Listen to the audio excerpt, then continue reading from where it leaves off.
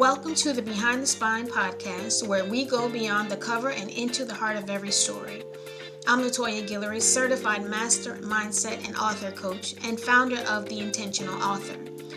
This space is for writers, authors, and creatives who are ready to move past fear, self-doubt, and perfectionism and step fully into their purpose. Here we talk about the real journey of writing and publishing, the mindset, the discipline, the lessons, the breakthroughs, and the stories that don't always make it onto the page. Each episode brings you honest conversations, practical strategies, and powerful encouragement to help you write with intention and publish with confidence. Show up boldly as the author you were created to be. So grab your notebook, your favorite drink, and a quiet moment for yourself. Let's go behind the spine and into the story. Dr. Enola Pillard, D.P.C, has established a beauty and wellness business and brand that demonstrate mastery in the art of edifying her clients physically, mentally, and spiritually. Through her expert services as a beauty professional, her inspirational work as an author, and her spiritual ministry as a life coach and minister of the gospel. With over 31 years of experience, as well as through extensive education and opportunities too numerous to list in this format, Dr. Pillard's passion and dedication to enhancing both outward and inward beauty has helped many to recognize and embrace what God has purposed for their lives. Well, hello, everybody. Welcome to another episode of the Behind the Spine podcast. I'm your host, La'Toya Guillory, the intentional author, and we have the privilege of being here today with Dr. Enola Pillard. She wears a number of hats, author, being one of them. She has written 21 books so far. She is a trichologist. She is a cosmetologist. She is a cosmetologist instructor, and many, many, many, many more. Welcome, Enola. How are you doing today? We are so glad to have you. I'm great. Thank you for having me also. We're so glad you are here. I want to know from you because most people are scared to write their books, but you have written over 21 books. What made you say, I want to be an author? Well, I started off speaking with students at different schools. They had a local program where there's different forerunners in the community that would gather together and go and visit schools. And it started off from there, and me going and, speaking with students, building rapport with them, and just hearing what they needed. And I realized that there's many that have a voice, trying to find their voice, trying to find answers, and they may not be as bold to actually communicate that. So I discovered another way of reaching them is by reading. For those that may not, be, are ready to just be open up, is another way to build rapport and get a message out there where someone may, we may reach someone and to achieve their goals and dreams and be who they're called to be, fulfill their purpose. I love that. I love that you're giving them a voice, and that's the reason why that I started this project, this podcast, is because I wanted to give them a voice. I feel like everybody has a voice, but they don't really know how to use it, or they're scared to use it, or don't know what the next steps are to use it. But knowing and seeing that they do have a voice when you read to them or when they're writing their own stories, I mean, that's the key. That's how you get started. Was there a moment where you considered like giving up, or like what's kept you going? The feedback, the different individuals that's being reached, and coming across many other individuals that's like, I wrote a book or I have an idea to write a book. And so it's just great to know that my yes to becoming an author helped develop many other authors, or those that wasn't bold enough to step out, are inspired by my boldness to step out and not afraid to write books and, whatever message. And honestly, I listen to what the people need. And that tells, Yeah, what would be my next. I love that. Sa I kind of do the same thing. I want to highlight a couple of these needs that you answered the call to. So, you have a book that just came out, a few books that just came out. One Wish, there's the Proverbs 31 Woman Coloring book, and there's a Beauty Works, Beauty Worth book. As I said, you're a trichologist and cosmetologist and all the things. What inspired you to write those three? And tell us a little bit about what those three books are about. So the book that's named One Wish, I I felt the need to reach out to the age group of the becoming a teen Mhm. and highlighting how there's a little girl. Her name is Zoe Elise, and she has sickle cell. So this book is highlighting sickle cell awareness, but it's able to open up conversations about other individuals, male or female, that's in that age group that has a illness or a disability, and highlighting how there's still some normalcy of Mm. their life. If they have life, there's hope for them to still have a childhood, to have memories, to be normal, to be in the beta club, you know, Yeah, play sport, uh, to be a part of the speech team, just bringing out some normalcy. Because there's individuals that I came across that sometimes are being teased or limited to things that they can do.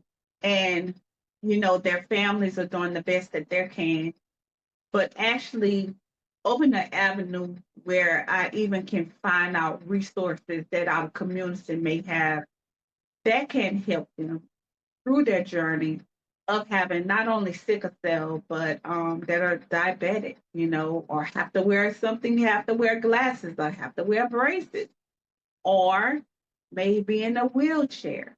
It may seem simple, but when as an author, I want to reach a people. There's times it's just teens or the elderly.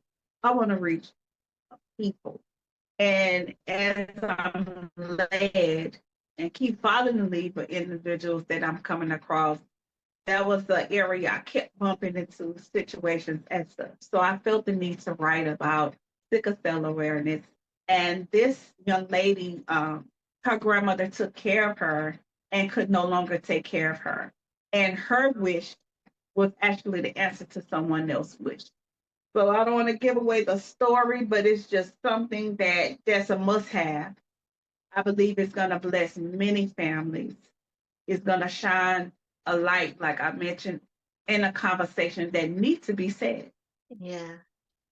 That's awesome. Not too many people talk about sickle cell awareness, and it is highly, you know, it's going on all over the place, but it's not really talked about as much as like cancer and diabetes and things of that nature. So highlighting sickle cell awareness and on that level with, teenagers and whatnot to see that there can be normalcy, that's amazing. Yes. And what I discovered, even adults, getting down to the root cause of what bring on depression and anxiety. And some of the root cause is because of something that happened in their childhood, which may be a sickness or illness that they grew out, but it's still carried on to different areas in their life where they may stumble or have these stumbling blocks where just the thought of what they dealt with at that time, even as in their childhood, is even helping those. So I believe this is going to open up many conversations, but it's going to bring on help. And as I mentioned, my ultimate goal is to really um, sound the trumpet, to the community to see what resources are out there to support those individuals and to support families. Yeah, I love that. So tell us about Beauty Works, Beauty Worth. I love the title.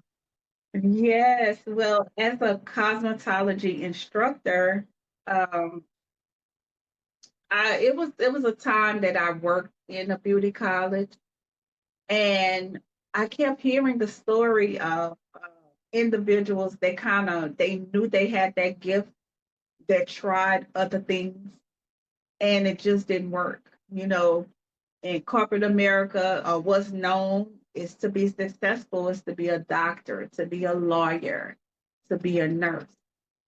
But I kept having conversations with individuals that see where there's other things like to bake and to Mm-hmm. sew, become a hairstylist, to be a trainer. It's so many other things that can be done.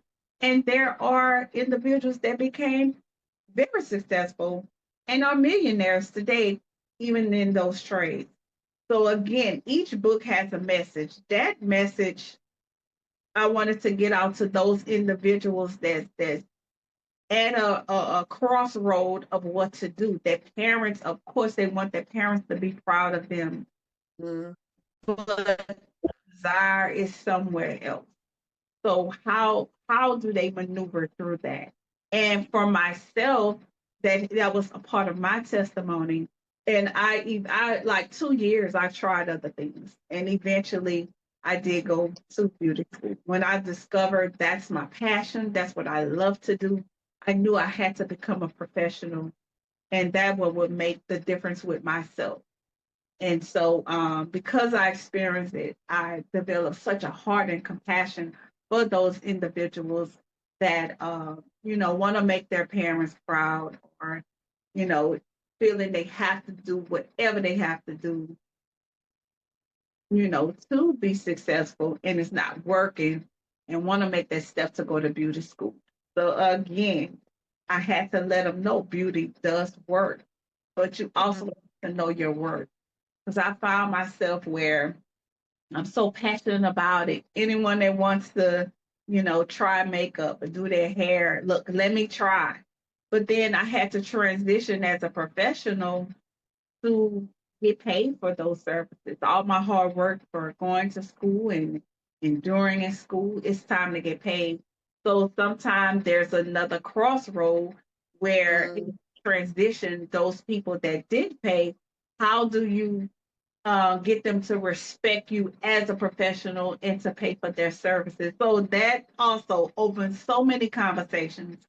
But I find it wears in the hearts of those that's struggling, and there's answers. And in that book, what I created was giving them a roadmap of what it looks like. So Yeah. even in a beauty professional, what that looks like to be a team player, what that looks like to have a balance.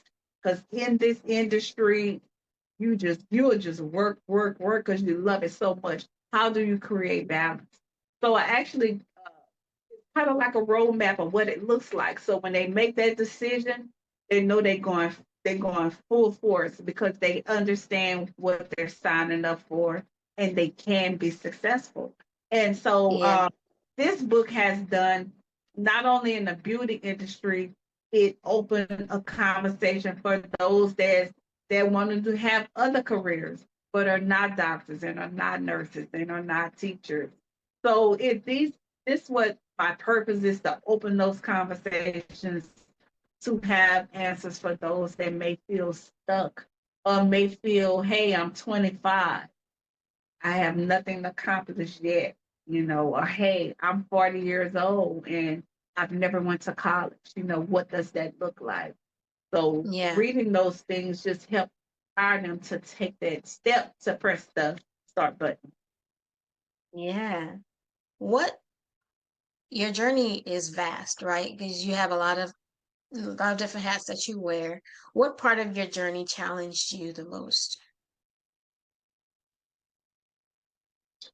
So I would say recently, the beauty college that I was working at, it closed.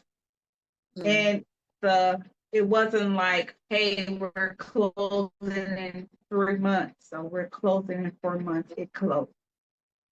It was a new love, you know, going to beauty college and actually working behind a chair. That's love. I mean, like I love it. But becoming an educator, you know, helping those that I've been where they're approaching to go, I felt like a kid in a candy store. Like I absolutely loved it. And it was there one day and it's gone. And there are Yeah. no other beauty schools that are hiring. So it's like it's not like it just happened one day, is over, just go to another school. It's been 2 years and I'm still waiting. And so I grieved. I went through grief, and which opened another conversation because some may think grief is just losing a loved one, but it's beyond. There's grief, losing a home, losing a body part, a broken relationship, trying something, you know, you may have tried so hard and it failed. There's so many types of grief. And I didn't realize that I am a grief coach, but in the midst of helping so many others, I never realized that I had to come back and read the things that I wrote myself. Advice and coaching sessions that I've given to others, I had to give back to myself. And it took a while. I can honestly say I'm just now, you know, seeing a light. Uh, Yeah. and I knew I had to, because my heart still beats for it, to educate. So opportunities have came for me to educate and to substitute at beauty colleges from time to time. So until that time comes, uh, I found I was at a role where I could stay stuck and stay in grieving, or I had to see what's on the other side. I still don't know what's on the other side, but until Yeah. then, me substituting is still gives me comfort that there's hope that I will, you know, continue to be a educator in the cosmetology industry. Yeah. That's so good that you said that because I mean you're right. I always tell people that grief is a loss.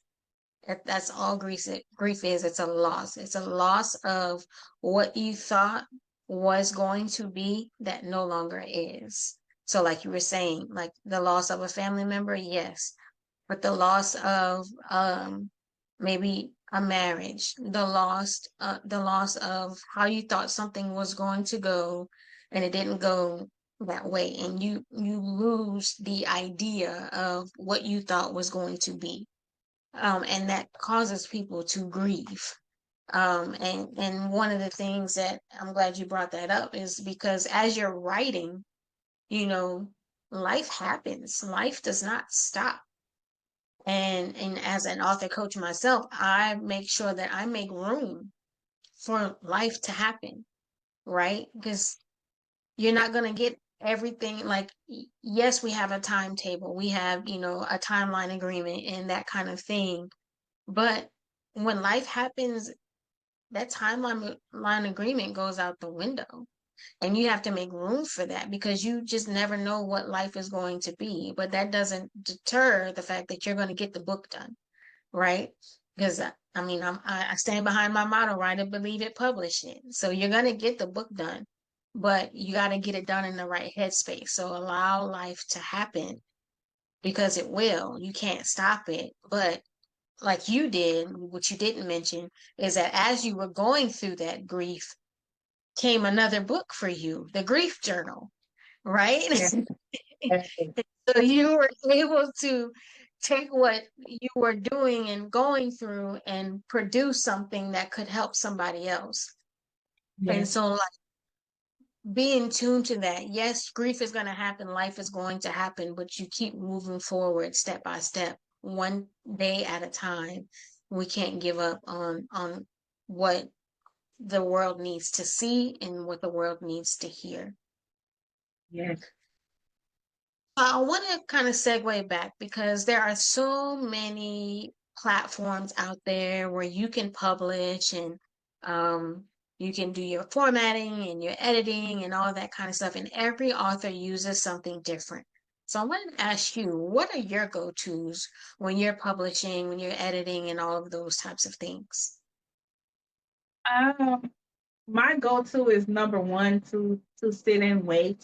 Sometimes you get an idea and you're so excited and you just want to run with it and it just doesn't work like that. You'll have your times where you want to write and it's just nothing there. And then it's like 2 hours can go by and you haven't written so much.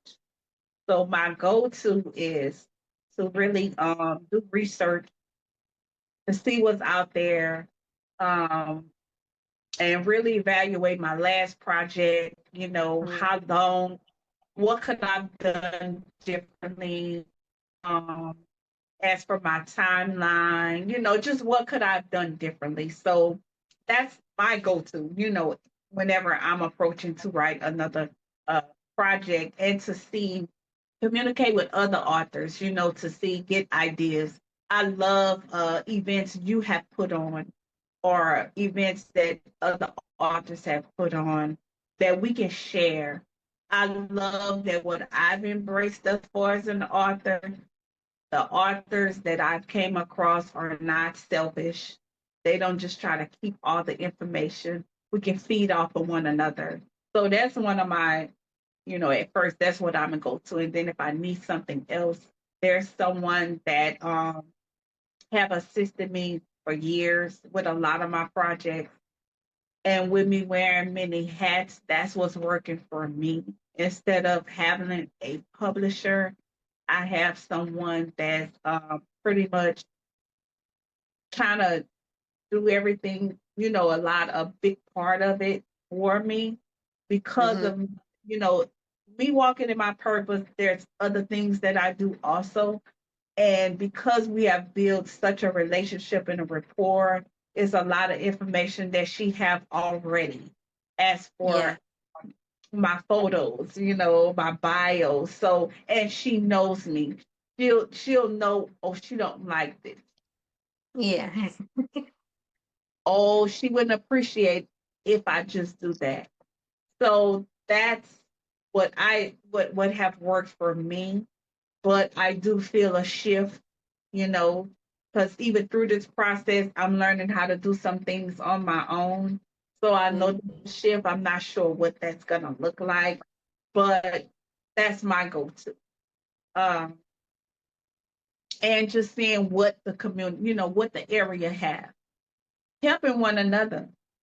Meaning that if you have a podcast or you have a service where, or give a class, a master class, I'm going to support you in that. Because I know at some point, because we have a heartbeat for being an author, I'm going to have something. So that's a go to for me. See what the other authors are doing in the area and be of support. Show up, be a warm body in the room, ask questions, reach out to others that want to become authors and invite them.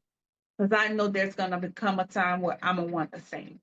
So that's some of my, just what's coming off the top of my head. That's some of my go tos. And I find it to be so effective because we all going to have a turn. yeah, And it gives comfort because it takes so much courage. That, there's times that I've been at events, set tables up by myself, no assistant, and sell no book. mm-hmm. Or get individuals that never wrote books. Why are you writing a book? Do you think you can make money? How do you feel? What are you going to get out of it? And if there, and it was a time where it bothered me. But then I had to realize if there's not their passion, there's not their journey, no one else is going to feel as compassionate as you are. No one else is Yeah, going to that dry. And I get that question all the time. Why do you do it? How do you have time? When it's your season as an author, you're going to be graced with everything you need. Even when you don't know what to do, someone will come on your path. And you may say, look, I'm wondering how to do this. Hey, I exactly know the answer. Let me help you. You have done that for me plenty of times, you know? I love that. I am definitely all about creating, not creating, enhancing our author community, but the author and reader community as well, you know, um, because I'm a big proponent of teamwork makes the dream work. I don't gatekeep, you know that, I'll give you anything that I have, um, and so I believe in that partnership. I believe in collaboration. I believe that everybody can eat, everybody can sit at the table, right?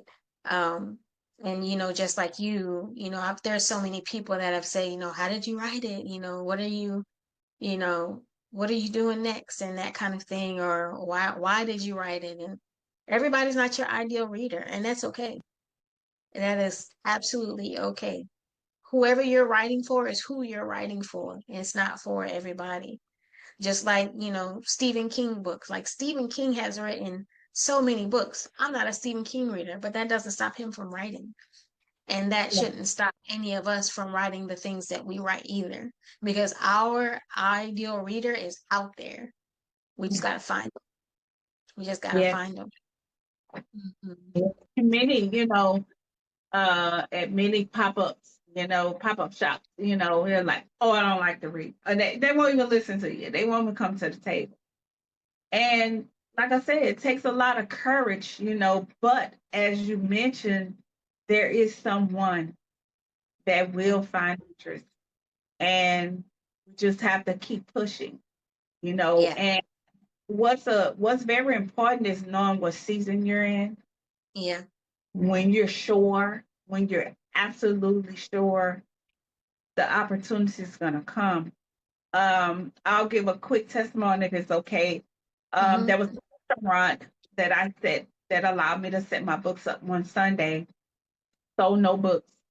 And there were individuals that I just left church with that saw me and wouldn't even come look. Individuals I knew, some were strangers, sold no books, none. And it was at the end, and there was a gentleman that was sitting in with his wife for lunch. And once everything was kind of cleared out, he came by and he said, okay, young lady, I've been watching you. I like what I see. What you have to offer here? And so I shared it with him, and he said, you know what? He said, I have a janitorial service. He said, and about 80% of my staff are single mothers. He said, Hmm. how about I give me a call on Monday? He said, I'm going to make it an accurate count of how many single mothers. He said, and every single mother that wants a book, I'm going to purchase a book. How much are your Wow, book? And I wow, did, and I ended up going. I brought the amount of books he told me he needed. And then come to find out other workers that were not single mothers were interested. And he purchased those. So that's why I cannot stop. I won't stop giving hope to those that would like to become authors and share those, because they may have those same experiences. And some may put the writing down for years and it may yeah, horrify them. Never, because sometimes it is embarrassing. Sometimes it does hurt. It's like they won't even come read the book. They won't even come say hello. And I know they know me, but you have to look when you wear the author hat, you have to look beyond that. And you have to know that somebody needs to hear what you have to say. That's ideas yeah, that you can't just it's no fairy tale. It's no yeah, just no. It's purpose that'll wake you up in the middle of the night. It's purpose that'll Yeah. make you stop what you're doing and write this idea. So, how has self publishing changed your life? It has changed my life because it brought more out of me. You know, signing up to become an author, as I mentioned, is going to take courage and you have to be ready to put the work in. So I found myself creative in ways that I didn't even know I didn't even know that was in. Uh, it caused me to look at dedication a whole nother way. When you hear the word dedication, you're like, okay, I'm dedicated. Yeah, I like to do this. But no, actually be dedicated. Actually get a plan and execute that plan. So it what self-publishing did for me, it was like putting a mirror in front of me to show me what's in here. Yeah. You know, what's in here? What is this I'm feeling? Because sometimes you can feel it, you don't know how to explain it. It feels good, it feels exciting, it gets you motivated, it gets you want to move, not just think about it Yeah. and talk about it, want to move. Is this? So that's what self-publishing did for me. It made me want to search, the world. Tests and trials will tell you what you're not and what you can't do. But I allowed this to really shine light on what I can. Yeah. Yeah, for sure. And it gave you a sense of purpose, right? Like, Yeah. not only does doing hair and being a trichologist give you purpose, but writing the stories and giving the voice to the voiceless gives you a sense of purpose as well, would you say? Yeah. Yes, most definitely. Most definitely. Most definitely. I have, like, my heart just overflows with love for others. And, I'm a single mom and just different stages of life that me and my kids went through. And it's times that I needed it was no time for pride. I need help. There's no time when my kids may be somewhere and I can't get to them and someone stepped in and did for them like I would have. I have no time to sit back. I have no reason to sit back to see how the many things, how a life changed and where it is now and how so much better it is from different seasons. I cannot sit back. I have to step out to help us. So, what would you say to somebody who maybe they have a book idea and they don't quite know what to do with it, where to go with it? What would you say to somebody that kind of feels stuck at the beginning? How would you encourage them to write their story? I would definitely encourage them to connect with individuals that are coaches in that area. I would definitely encourage them to um, connect with those that are authors that may can fill in some of those blanks. Um, and and the reason why, because what that has done for me, there's a language authors have. Mhm. I have individuals that tell me, "Oh, that's author talk, and that's author, Mhm. that's author," and I love it. I love it. You may not understand it, but I love it. So that's what I would tell them, to reach out to those that have done it, just to see, because sometimes it feels not normal. Sometimes you feel different. Sometimes you feel so encouraged and want to do it, but don't have that drive. You're gonna find it when you have a coach. You're gonna Yeah. find it when you join a community and surround yourself with like-minded people, and it'll help you discover. Now, my story may not be your story, but it'll definitely give me stir up what I need to take those steps to get to my story. You Yeah. know, I know I'm definitely it's things, books I've written, books you've written, never heard of, and it's like, wow, this is Mhm. amazing. This is amazing. This is a masterpiece. Oh my God. To need answers in different areas of your life, and it's in one book. Yeah. Who's I that love author? it. Yeah. No. I love it. I love it. Well, one last question for you. Where can we find your books? If they wanted to support you in all of your writings, where can they get your books and support you? Well, I have a website, and it's AshanteEnterprises.com. And on that website, you not only could see my books, you can see the services that I offer as an author, or see what all I offer, the different classes and uh, mentoring. You'll see that on my website. You also can look on social media. I'm on Facebook, Instagram, and TikTok. And that would help you, to know where I'm at next, what event I'm at, what speaking engagement I'm at next, or just see what I'm doing, just to see what's going on in the author world, because I like to post hashtag author on the move because I must stay on the move. so, Yeah. so that's where. And I'm also I work at a barbershop, and so there's times I have books on hand. So if you're like, I need this today, I just can't wait for two Mhm. gone. Definitely can reach out to me, and if I have it on hand.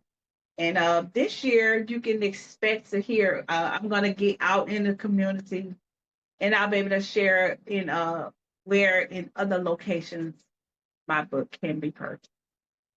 Love it. I love it.